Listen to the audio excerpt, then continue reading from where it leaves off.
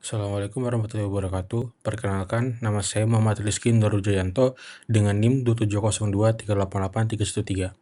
Pada kesempatan kali ini, saya akan membahas tentang machine learning untuk predictive analytics. Terdapat ANN, SVM, KNN, Naive Bayes, BBN, dan Assemble, serta studi kasus e-commerce. Selanjutnya, Artificial Neural Networks.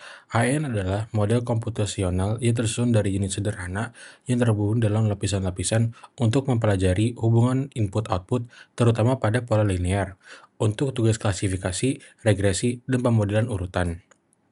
Terdapat pemrosesan neuron, pelatihan, arsitektur umum, dan juga pemilihan praktis. Selanjutnya, Support Vector Machine atau SVM. Metode supervised learning untuk klasifikasi atau regresi yang mencari hyperplane pemisah dengan margin maksimum agar prediksi pada data baru lebih baik. Konsep intinya, ada super vectors, yaitu titik data yang menentukan batas keputusan, margin maksimum, jarak dari hyperplane ke data yang terdekat, lalu ada kernel trick, memetakan fitur ke ruang lebih tinggi, agar pola non-linear bisa dipisahkan. Perbedaan antara SVM dan ANN, yang pertama, SVM itu unggul saat data ukuran menengah dengan fitur informatif. Lalu ANN unggul pada data sangat besar dan pola sangat kompleks, tetapi lebih mahal dilatih dan lebih sulit dijelaskan. Selanjutnya, K-nearest Snakeboard atau KNN. K-nearest Snakeboard adalah algoritma supervised non-parametric yang memprediksi label atau nilai sebuah sampel berdasarkan K tetangga terdekat di raw fitur. Model bersifat lazy learning tidak membangun fungsi keputusan saat training. Keputusan dibuat saat prediksi memakai matriks jarak. Konsep formulasi ada jarak atau kedekatan, prediksi, pemilihan K, dan dimensi tinggi. Perbandingan antara KNN dan SVM adalah KNN itu lebih sederhana dan tanpa training berat, tetapi kurang efektif di dimensi tinggi, sedangkan SVM lebih robust untuk fitur banyak. Selanjutnya KNN versus ANN. KNN lebih cocok sebagai baseline cepat, ANN lebih tepat untuk pola yang sangat kompleks dan data yang besar. Selanjutnya Bayesian Learning dan Naive Bayes. Bayesian Learning menggunakan probabilitas untuk memperbarui keyakinan posterior prior likelihood.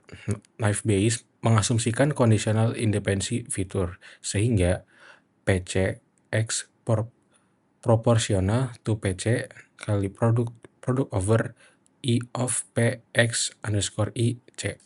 Metode ini cepat, ringan, dan cukup tahan noise, sering kuat pada data teks, seperti klasifikasi ulasan karena sangat cocok untuk e-commerce. Ulasan produk, spam ringan, kategorisasi tiket layanan. Keterbatasannya, asumsi independensi sering tidak sepenuhnya benar sehingga akurasi bisa kalahkan dari SVM atau ANN pada dataset yang lebih kompleks. Terdapat 3 varian utama, yaitu multinomial NB, Bernoulli MB, dan Gaussian MB. Kelebihannya sederhana, tanpa training berat, baseline-nya cepat. Keterbatasannya atau kekurangannya, prediksi lambat pada data besar, sensitif terhadap skala fitur, performa menurun di dimensi tinggi. Selanjutnya ada Bayesian Belief Networks BBN. Bayesian Belief Networks mempresentasikan variabel dan ketergantungannya dalam graf berarah asiklik DAG. Setiap node memiliki conditional probability table CPT sehingga kita bisa melakukan intervensi probabilistik memperbarui keyakinan saat ada bukti baru. BBN berguna untuk predictive analytics ketika hubungan antar variabel saling mempengaruhi dan kita butuh reasoning yang transparan. Komponen intinya ada node variable dan edge keterangkutan dalam DAG, CPT, evidence, dan inferensi. Penggunaan di predictive analytics, fraud risk scoring transaksi, what if analysis, dampak promosi atau seasonality terhadap permintaan, customer churn, pengaruh keluhan, frekuensi belanja, dan respon kampanye. Terakhir ada root cause analysis untuk lonjakan pengembalian barang atau return. Selanjutnya ada ensemble models. Ensemble menggabungkan beberapa model untuk meningkatkan akurasi dan robustness dibanding satu model saja. Teknik ini sangat cocok untuk e-commerce, misalnya prediksi konversi CTR, fraud risk, dan churn karena mampu menangani pola yang beragam pada data pengguna dan transaksi. Jenis utamanya itu ada 3, yang pertama ada bagging, boosting, dan juga ada staking. Selanjutnya ada pedoman pemilihan model dengan contoh e-commerce. Berikut adalah panduan pemilihan model sesuai dengan karakteristik data dan tujuan analisis. Untuk skenario data tawar menengah, itu bisa memakai SVM atau Ensemble. Contoh e-commerce, prediksi konversi atau CTR dari fitur sesi dan user, churn pelanggan berbasis RVM, dan fraud scoring transaksi. Skenario data kecil atau teks sederhana, knife based baseline cepat yang kuat. Contoh e-commerce, sentimen ulasan pendek, filter spam atau iklan dalam kolom ulasan, dan tagging tiket CS sederhana. Skenario data besar dan pola kompleks (ANN) atau boosting tingkat lanjut. Contoh e-commerce, rekomendasi produk atau next item, prediksi permintaan multifaktor, dan dynamic pricing atau klik propensi skala besar. Terakhir ada butuh baseline super cepat dan mudah. KKN untuk explore awal.